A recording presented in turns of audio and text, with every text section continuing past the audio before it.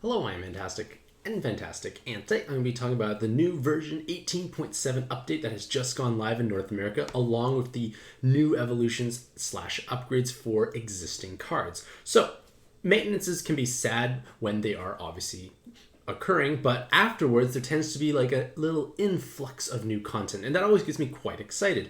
And this update here does provide quite a few interesting stuff. So first things first, you need to have a certain level of iOS to function. That's not gameplay. We're going to skip right past it because this is going to be one of the most interesting things that we can do on the North American server, because beforehand we could watch ads for box space. Now we can watch ads once per day or every 24 hours to get a full stamina restore. So for myself, I have 508 max stamina, and I can only generate 480 stamina per day, if I'm not mistaken. So I can basically more than double my daily stamina, which is huge because I just really can't rank up regularly. Like, it takes me, maybe 70, 80 million rank experience to rank up. So chaining rank ups is not really going to happen unless I'm just spamming Ultra Realm. So with this video, this is a big deal because now with that extra 508 stamina, I could do potentially 5 Training Arena 2 runs, like really quick, and I can level up my cards with greater ease. It takes very little effort to play Training Arena 2. I'm just following my old template, and Lucifer actually got buffed, so Lucifer does more damage, so it's even easier. But point of the matter is, we can watch ads for stamina refills. So I feel like on regular days, I would abuse this for abusing Training Arena 2, or if you have things to farm like Mystic Spectres, if you're still farming for them, keep farming for them. When ranking dungeons occur, well, this is great. We just have another, for myself, 504. I have 20 more tries in a ranking dungeon every day by watching an ad. Pretty good deal. So it's a way to technically support Gung Ho, because watching an ad gives Gung Ho ad revenue, which in turn keeps the server live, and it costs us nothing. If you really wanted, you could play the ad and cover your eyes, so Gung Ho doesn't truly win, but you still win. Either way, point of the matter is, this is a great quality of life improvement, and you can do this once per day. And the next big thing is the monster box filter, and I'm going to be touching my own device for this, but we're going to go over this really quickly here first. So we had the way to sort more sophisticated. We're getting closer to being like Ilmina.com, I feel. Ilmina.com is my favorite way to look up monster information. And we're getting a little closer now because we can sort by awakenings. We can also sort by, regular awakenings, like I said. We can also sort by latent awakenings. And this is a big deal because now we can find the specific friend we want if we know the types of awakenings that they have. So I am going to go transition into my device here. I'm gonna put on the pad music. No, we're not. Yeah, we are. It's pad music's great music. So I'm gonna say I want to play a dungeon with my Shivnia, and I want to have a Shivnia friend who has specific awakenings. So I know Shivnia now has 3 skill boosts, so I know that's gonna happen. We're gonna put a weapon assist on them, and now the weapon assist, we're gonna fill in the rest. So I want, say, Hera Luna weapon assist, so I'm gonna put on a skill boost. I'm going to put on an attack while below 50%. And then I really want to have friends who have the healer killer. So I'm going to slap in 3 healer killer latents. I'm going to press OK. And then we're going to press OK. And now it's only sorted to these people. And Ducky, Mizo, and Bad Combos, you are truly wonderful friends because you have exactly what I was looking for. So this is going to make your life much easier. You can basically find and hunt and narrow down the type of leader you want to find. We'll do this again one more time. So instead, let's say I want to find Sena friends. So we're going to do that, and then we're going to filter. So I know they have a total of 3 skill boosts in their base form before they transform, and then I'm going to stick on the weapon assist afterwards. So now I want to get Leyland weapon assist. So I'm going to put on that, and I'm going to put on these 3 colors, because that's what Leyland's weapon assist does, and it also gives full bind immunity. You don't have to technically put in every single thing, but just put in enough that it narrows the search down. And I want friends with, you can't actually exceed this? That's unusual. Well, I'm going to take out those things because we know that's fine. Can I take that to a regular skill boost plus? We're just going to figure this out, and I can just keep adding the SDRs. Well, I guess it gets decent. So We're going to look at Kirito. So I got pretty close. So there is a limit to how many things you can put in, which is a little silly, I think. I feel like they should have had more space for this. But either way, point is I can find the exact friend I want. So if I'm playing through, say, World of Carnage 2, Ruler of Hell's Hall, this is the type of friend I want to have. So thank you so much to Kirito, PG, J Monty, Bunny Bear, Jojo Rabbit. It looks like everyone here would have a relatively similar template. I can't get it perfectly. So we've learned that you smash... So I could potentially smash all the skill boosts together. So I can take out those... We take out those skill boosts there. Now it's a skill boost plus. We make that a fire orb enhancer to ensure that's Leyland, and I could just stick in one more SDR, so now it's 5. And it's basically guaranteed to only have those people. So all these people in my friends list, so I scroll down, will have the setup I'm looking for, or almost guaranteed. I can't put in every single parameter because of the spacing limit, but pretty great function overall. It's going to make it much easier to find friends. And remember, you can always clear your filter and change it. And you can also manage things. You can put on attributes, sub-attributes, you can do typings, a lot more sophisticated ways to basically find the type of monster or friend you are looking for. So let's go back to the Gung-Ho website. So yeah, there is a little limit, but again, if you know what awakenings they have, it's much easier to find them. So there is a new perk added to the PND or Pad Pass. Basically, you have unlimited max team cost and bonus orb movement time of 3 seconds if you use that particular solo mode badge. It doesn't apply for like fixed movement time dungeons. Those will take priority, etc. And it's just a little perk. I don't have the Pad Pass personally. I feel like I might want to get it at some point because it looks pretty tasty, but we'll see. Either way, another extra benefit, which makes it easier to play. Like, extra movement time is not a bad thing to have if you're new to the game because you need to learn how to combo, and comboing with extra time makes it easier. And you can cancel it more conveniently. That, I guess, is helpful instead of having to go into like your like device or Apple account or like Android Play Store account and canceling subscriptions there. Pies can now skill up sub-attribute only monsters. So cool. Like, it just makes it a little easier to skill them up.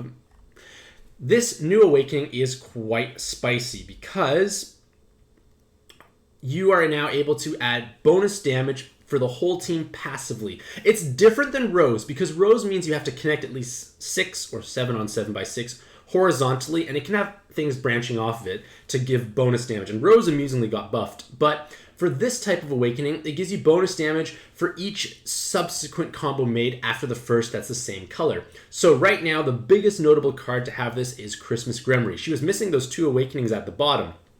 She now has those awakenings filled in with enhanced fire combos. So basically, if you match 2 or more fire combos, you start adding in passive damage. It's wonderful. It's great. It's an alternative to Rose. It helps definitely if you're like hungering for combos or you're playing a team that has no Rose anyways. And it's just a way to use a similar amount of orbs and provide an extra value of damage. And the same thing applies to all the other colors. Due to the fact that this is a new awakening, we won't be seeing too much of it at this exact point in time. But as we roll out more and more cards, this will become quite meaningful. And the benefit of this awakening is it helps the entire team. So on cards like, say, Christmas Gremry, whose own personal damage is quite lackluster, she's going to be helping everyone else perform better. This is going to be great to see on more supportive-oriented cards. Your damage dealers want to have all the greedy ones. They want the 7 combos, attack well with 50% VDPs, etc. So just keep an eye out for this awakening in the future when you're building your teams, because you can layer in significant amounts of damage if you are monocolor. There are new evolutions and upgrades. We're going to go take a look at those shortly. There are now some buffs to existing awoken skills. So the team RCV has now been buffed from 10 to 20%. This is a huge healing bonus. Like Amatsu's weapon or the green dragon from the current event that can be evolved to a cloud resist plus 3 team RCVs now becomes quite significant because this is a massive amount of healing bonus you can weave into a team. Rose are now actually going to be called Rose, which is going to make everyone's life much more easy, and they have been increased from 15% to 20%. So this damage increase is obviously noticeable, and to compensate for it, they are going to now be removing Rose from cards who have 5 or more of them.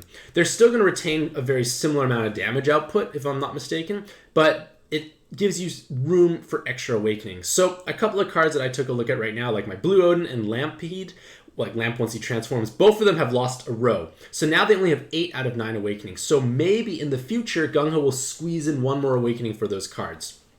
It'd be quite significant if that happens, because several other cards that have lost rows have been given an extra awakening to compensate, because in theory most cards should be hitting 9 awakenings by now. It's 2021, we should be having full awoken things, so it's something to possibly look forward to if that does change in the future. And active skills that rely on the number of rows will be buffed to compensate for the potential row loss from other cards. We now have a new animation effect. If your device lags and has issues, turn off animations, because animations will slow it down, especially in the current Mystics and Spectres dungeon. Don't know why it's so laggy and slow for most devices, but turn the animations off. But if you can run it because you have a powerful device, run it. It is prettier. You now can display which titles you have. Most people don't even have a title, so this is relatively insignificant. And I feel like if you have King and you got Devil, you still probably want to show King, because King is a little more prestigious by comparison. And now we're going to take a look at the new evolutions. So the new evolutions are exciting because, well, they give hopefully new life into older cards, as well as buffs for pre-existing monsters. So the first new card is Hino, and Hino has been everyone's favorite Player's Choice Godfest default vote because he always appeared at the very top for whatever reason. But now with his new evolution, he's quite an interesting character. So you could have 4 skill boosts. You do have 5 TPAs, but your attack stat isn't the greatest, unfortunately. But it is their leader skill that's going to get you quite excited. So their active skill beforehand does reduce the enemy's defense and changes water, fire, heal to dark. Okay, relatively the same as it was before. But the leader skill now gives you bonus health and damage for a god dragon. And then there's no matching requirement. You just get 16 times attack if you're a god or dragon. So unconditional, easy to do. And a fire TPA will definitely do lots of damage. But if you match 5 or more linked orbs, any 5 orbs, it doesn't matter, it could be hearts, jammers, poison, etc., whatever it is, you get 3 million auto follow-up attack damage. So let's use 2 Hinos together. That's 6 million auto follow-up attack damage with no effort whatsoever. So I have seen some people use is it Gung Ho Verdandi, if I'm not mistaken, like Gung Ho Verdandi from the Gung Ho Collab. It's the blue girl. She has a 2-turn cooldown that makes a column of hearts, so 5 hearts minimum. You can have 2 of them and system a heart column every time and have a 0 animation 0 ping 6 million auto follow attack. So lots of content that has relatively low health and whatnot can be somewhat swiped away with relative ease. I feel like if you were able to acquire this card early on as a new player, you could basically swipe through so many technicals and so many normal dungeons with actually no effort. It's an interesting thing. I don't think it's right if new players have it, but it can make things like your monthly quests much more easy, because if you think about it, you just pair with your alt and bam, most of the monthly quests don't even have 6 million health. And if they have 6 million health, well, maybe match a little bit and then suddenly they will die anyways. So I think it's definitely a leader that's going to make farming content much faster when buttoning is not available. Andromeda was at one point one of my favorite cards to have, because mono water back then when Mary Dionylus was powerful was quite a thing. And Andromeda still has 777 combo. She has 3 Ls, but her attack set isn't amazing. And at this point in time, there's no team that can truly abuse the Ls that she brings. And because of that, 2 of them I feel are kind of wasted, so to speak. Like maybe if you match an L, she does do meaningful damage, but she's not out hitting anyone else at this point in time. She doesn't bring a stupendous number of skill boosts. She could get some resist, but I feel like at this point in time, there's no truly great place to use her on, mostly because of the lack of skill boosts.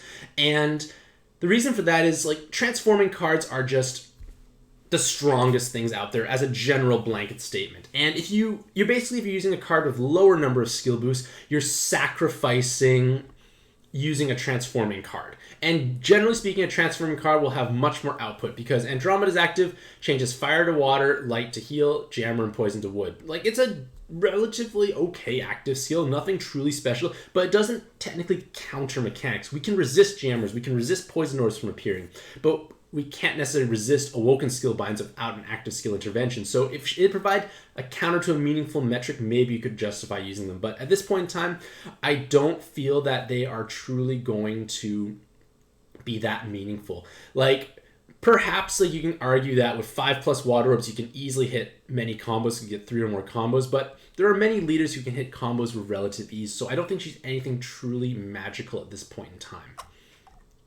all the Cottons have received new weapon assists, and all the Cottons are going to follow the same archetype. So I'm just going to look at one, and the same logic applies to every single one, but just change the orb enhances and just change the active skill to different colors being generated. So all the Cottons will be providing full bind immunity, follow-up attack, and 2 enhanced fire orbs. So why is this meaningful? Well, the first reason why this is meaningful is you give full bind immunity, and at this point in time, Ruler of Hell's Hall, or World of Carnage 2, is a dungeon where you want to have your leaders being bind immune before they transform, because there's a preemptive bind. So giving your leaders bind immunity is obviously favorable.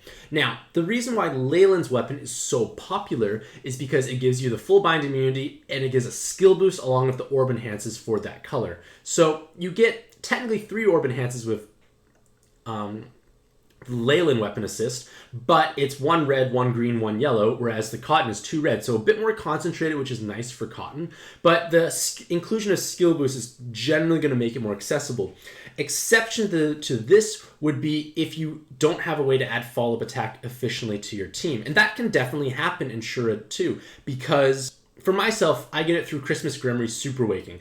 But not everyone has a Christmas Grimoire. You might be using Goldfish Girl. You might be using Christmas Tamadra. I don't think Beach Planner has a follow-up attack. I could be wrong. But point of the matter is, many of the other options don't have a follow-up attack. And you need a follow-up attack somewhere in your team. And it might be hard to weave that in. So if you have enough skill boost, you can use this weapon assist to give yourself that follow-up attack, which you do need to have for your Sena teams. I'm just kind of using Sena as an example because that's the team I have the most success with. So it can be a way to add follow-up attack. And really at this point in time, so few cards actually have follow-up attack as a weapon assist, so it would be meaningful to even just have 1 in your monster box. I have 1 follow-up attack weapon assist in my entire monster box, and that comes from the Yu-Gi-Oh! Collab from way back when.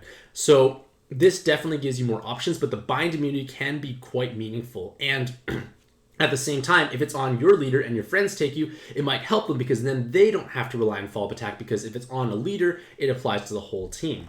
And again, the Cotton you choose will basically be determined by the color of team you're using them on. Like I said, for Sena teams, red Cotton active skill does technically break activation, but at the same time, just put it on someone like Sena, Gillian, or Grandis, things that transform where you can easily avoid it overcharging, and then you don't have to worry about the dead active skill. Same logic applies to all the Cottons for whatever monocolored team you plan to use them on.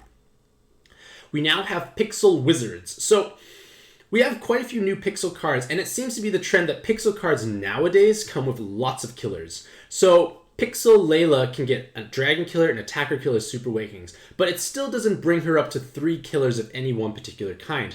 If there is typing overlap, definitely more meaningful, but because there isn't typing overlap all the time, it can be quite hit or miss, along with the fact that she doesn't really have the greatest of stats. Few skill boosts, it can be a little harder. Like right now, I feel like Pixel Napoleon is definitely the best Pixel in terms of content that is relevant for endgame, because Shura Realm is machine oriented, so machine killers are great. You do have situational usage for like the other 4 killer cards, because certain dungeons where you need to farm might have a very tanky spawn of a particular typing, which in turn makes it easier. So having too much killer diversity, I feel like does cut down a bit, because it just doesn't make them as potent. 4 killers of one kind is better than 6 or really 7 that are not all the same. It's kind of reminding me almost like you're kind of a bit like A10 in a way, but obviously if you overlap a little nicer, it does become a bit more damage oriented. And the same logic applies to all the other wizards here. Like they don't have the best of stats, and their killers don't have the largest amount of overlap. They still could be definitely meaningful, but again, if you already have killer solutions for those typings, the wizards here definitely lower a bit of their value. But on the other hand, they all still at least bring a double row maker. You can make a row at the top and a row at the bottom for those colors. So if you don't have double row makers, this actually might just be a good solution. So don't even use them for the killers, because for myself, for my double row makers, I'm just inheriting like Yu-Gi-Oh! Or Yugi, I can't say the name, or Servant Assassin. Like I'm still using really old double row makers, and it doesn't really matter if they're old or not, but hey, they're coming from collabs that you may not necessarily have access to anymore. So again, lots of wizards with lots of awakenings. This guy's kind of like trying to be A10 as a bunch of different killers, but way less attack stat and just not as helpful overall. And there's Dill Pickle. So for skill upgrades, Light Hera Dragon. I completely forgot this card existed. It apparently now can make 6 light and hard orbs at random. Cool. Might be helpful if you're trying to like farm content. You're now guaranteed to produce a certain number of orbs. It could be possibly helpful because if you say like a mono light board and this afterwards, you'll at least get 6 hard orbs, which could make a VDP with relative ease. Something possibly to consider. Hino's active has been buffed. All like Andromeda and friends, their cooldowns have been reduced to kind of hopefully bring them in line with modern day options. Various farmables have gained that the new awakening that I mentioned that gives bonus damage. I still wouldn't be using these cards, to be honest, so it's kind of unfortunate that these cards gain the bonuses, so it doesn't truly quite apply. Yeah, I don't really think these are cards I have these cards and I haven't used them in years, and I don't think this is going to change with these new awakenings. Like, they're just not bringing enough to the table to justify their usage. Like, it is an upgrade for sure in terms of awakenings, but these are not cards I would have been picking out as my first choice. Dark Athena amusingly got quite buff in terms of damage output. She has 4 TPAs still, extra skill boost, and bonus damage when matching Dark Orbs. It's not bad, but again, Dark Athena I think is like 2017 if I'm not mistaken. Red Sonja, I guess, has a bit more meaningful buff. Like, it's someone you might possibly use and a little bit more damage with this orb, but again, I haven't found myself using my Sonja that often, I feel. And then Christmas Sailing and Uriel, because of the row changes, they lost row awakenings, but like I mentioned, because they lose awakenings, they would have extra space, kind of like what Gremory has right now. So Gung Ho gave them extra skill boosts. So Christmas Sailing, 2 more skill boosts. Uriel, 1 more skill boost. Significant. Maybe Lampet and Blue Odin, which I used as an example at the beginning of the video, might have something similar. So just kind of look out for cards that had lots of rows and see if maybe in the future they just get awakenings added. And of course, Christmas Gremory gains those beautiful enhanced fire combo awakenings, so now she will be providing significant amounts of passive damage and new super awakenings for cards that are not truly relevant at this point in time, which is, I guess, kind of cool. I just don't really, these are basically gems for evolutions for myself at this point in time. So that is all the new content that has been released from the latest maintenance. So I feel like the biggest winner is obviously watching an ad for box space, not watching an ad for full stamina recovery. Like, that, for myself, that's 508 stamina. That's a huge amount, and it saves me 1 magic stone. So, like I said, use this extra stamina. Dump it if you have issues playing super fast. Dump it in training arenas. They can take a couple of minutes to play. You can level up your cards. It's a good time. Or if, like, say, pluses are up, or, like, Tamadras are up, or whatever, something, you can find ways to dump your stamina creatively. So, let me know what you think about all these changes in the comments below. Do you think these are meaningful? And if so, which ones are you the most excited about? For myself, like, as a bit of a side tangent, I am going to be trying to release a Common Writer article. My wrists are still hurting. It's been basically a month, and I've done hardly any typing, and this is why I'm kind of transitioning a bit more to video format. But I'm going to find a way to do it.